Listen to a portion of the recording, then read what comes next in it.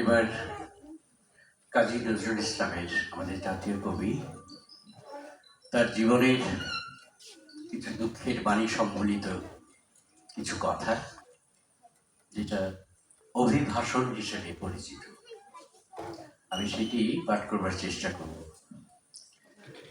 বন্ধুগণ, আপনারা যে সওগাত আজ আমার হাতে তুলে দিলেন, আমি তা মাথায় তুলে নিলাম। আমার সকল তনু মন প্রাণ আজ বীণার মতো বেজে উঠেছে। তাতে শুধু একটি মাত্র সুর ধ্বনিত হয়ে উঠছে, আমি ধন্য হলুম, আমি ধন্য হলুম।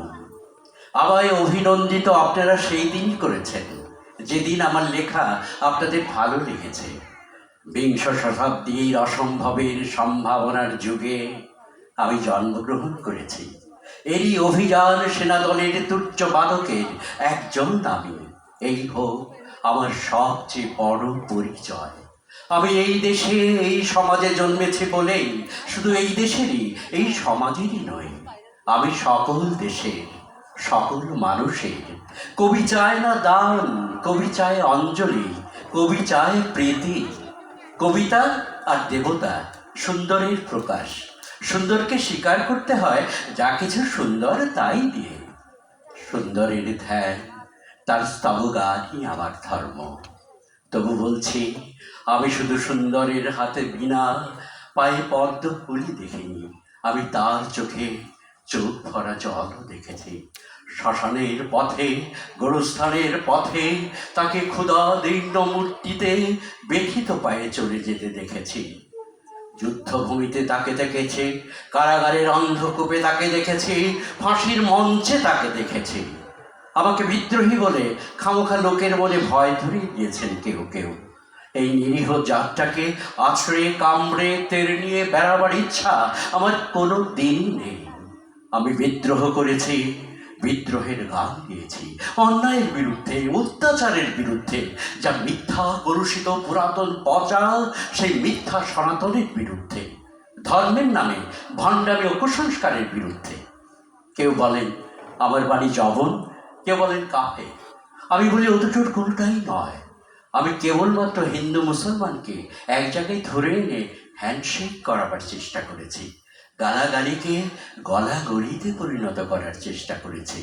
সে হাতে হাত মেলানো যদি হাতাহাতির চেয়ে অশোভন হয়ে থাকে, তাহলে ওরা আপনিই আলাদা হয়ে যাবে।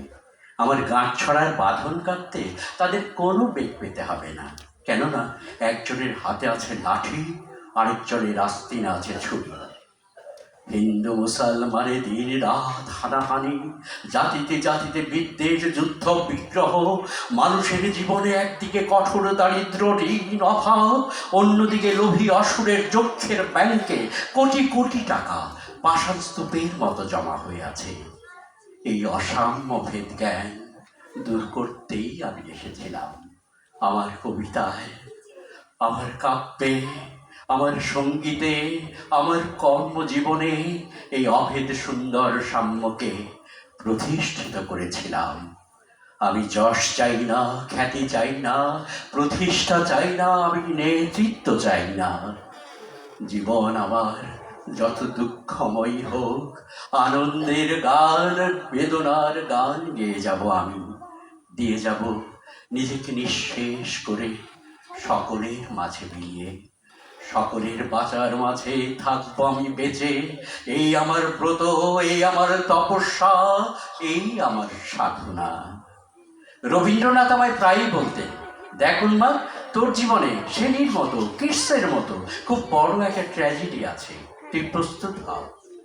জীবনের সেই ট্র্যাজেডি দেখবার জন্যে আমি কতদিন অকারণে অন্যের জীবনকে অশ্রুর বর্ষায় আচ্ছন্ন করে দিয়েছি, কিন্তু আমারই জীবন রয়ে গেল বিশুষ্ক মরুভূমির মতো তপ্ত।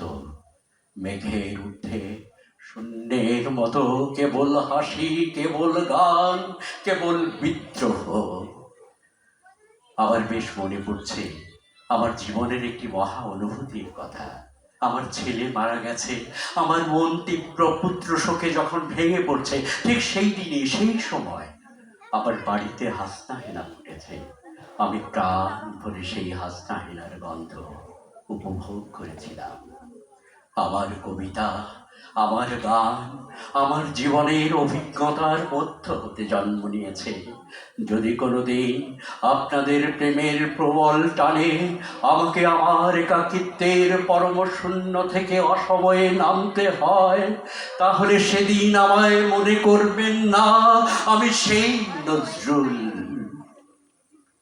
সেই নজরুল অনেকদিন আগে মৃত্যুর খিড়কি দোয়ার দিয়ে পালিয়ে গেছে। মনে করবেন পুণ্যত্বের তৃষ্ণা নিয়ে যে একটি অশান্ত তরুণ এই ধরায় এসেছিল, অপূর্ণতার বেদনায় তার বিগত আত্মা যেন স্বপ্নে আপনাদের মাঝে কেটে গেল। যদি আর বাঁশি না বাজে, আমি কবি বলে বলছি নে, আমি আপনাদের ভালোবাসা পেয়েছিলাম সেই অধিকারে বলছি। আমায় আপনারা ক্ষমা করবেন, আমায় ভুলে যাবেন। বিশ্বাস করুন, আমি কবি হতে আসিনি, আমি নেতা হতে আসিনি। আমি প্রেম দিতে এসেছিলাম, প্রেম পেতে এসেছিলাম।